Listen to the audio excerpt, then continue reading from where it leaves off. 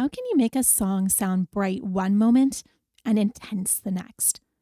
Mood and tone matter in music, just like when we talk. Now, as a composer, I have often experimented with different approaches to creating specific emotions.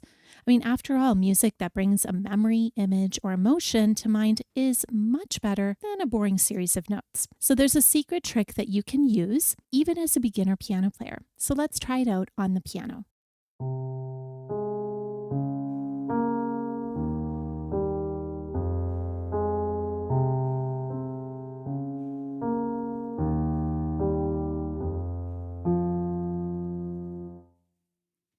So what's the emotion or what's the mood that comes out?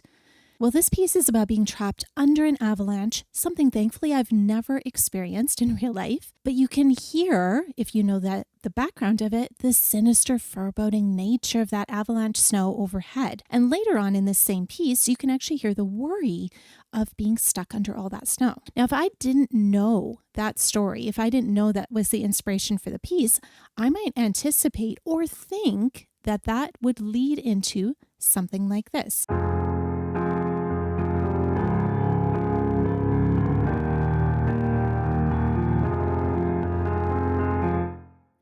And so on.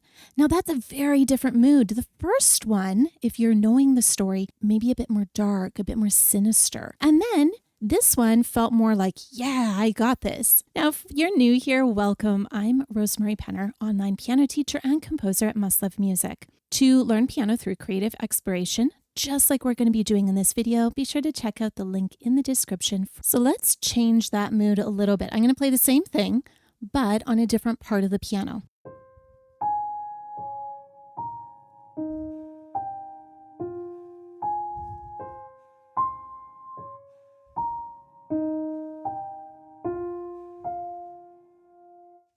Sounds really different, doesn't it? So what's the mood that you heard there? Perhaps a little anticipation, certainly brighter than before. I am not hearing any sense of an avalanche whatsoever or even any kind of storm. Now again, if I didn't know the rest of the song, I might anticipate or think that it would sound a little something like this.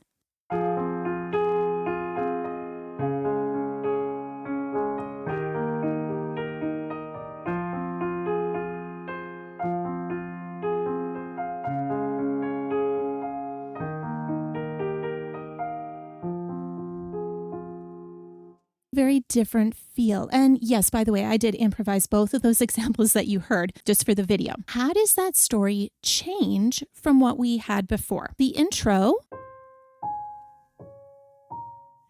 I'm imagining maybe feeling a little bit nervous about a new relationship.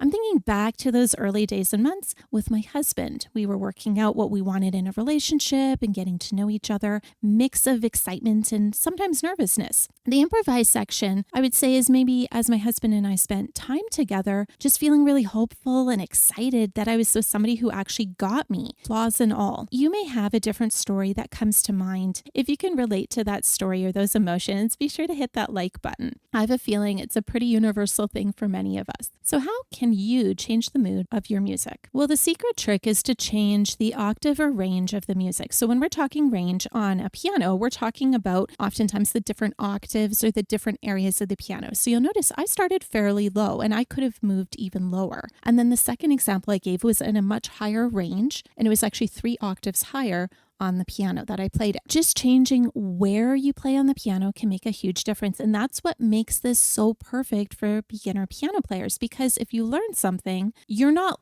trying to figure it out on different notes. You're just quite literally picking up your hands and you're placing them on a different part of the piano. Let's do an activity that I sometimes do with my students to explore mood and tone. I'm just going to teach you the right hand. It's actually our 3 black keys here. Pointer finger, we call it our number 2 finger on the G.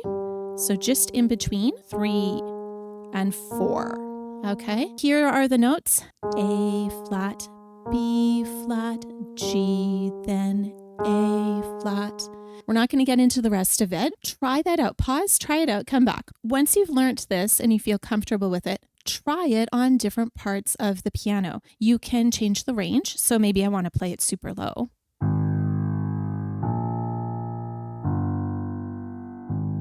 Maybe I decide, you know what, I want to add a little rhythm and also change where it was played. So I'm going to stay low for a second, but I might go.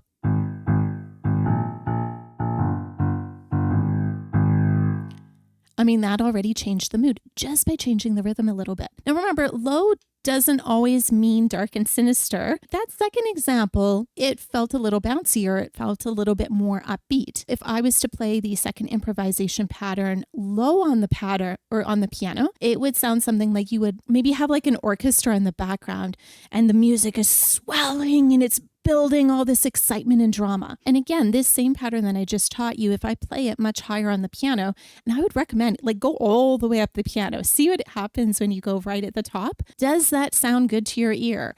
How are ways that you can change it? A great way to learn how to create mood and tone in your music is to listen to many examples of different moods and emotions. As you listen, try to analyze what might be making you feel that way. Is it the range, so high or low, kind of what we did in this video? Is it a change in pattern? Is it the tempo, the speed, or something else? On your screen now, I have a playlist of some piano soundscapes that are perfect examples of creating mood and tone in your music. Click that playlist to watch now. Thanks and happy playing.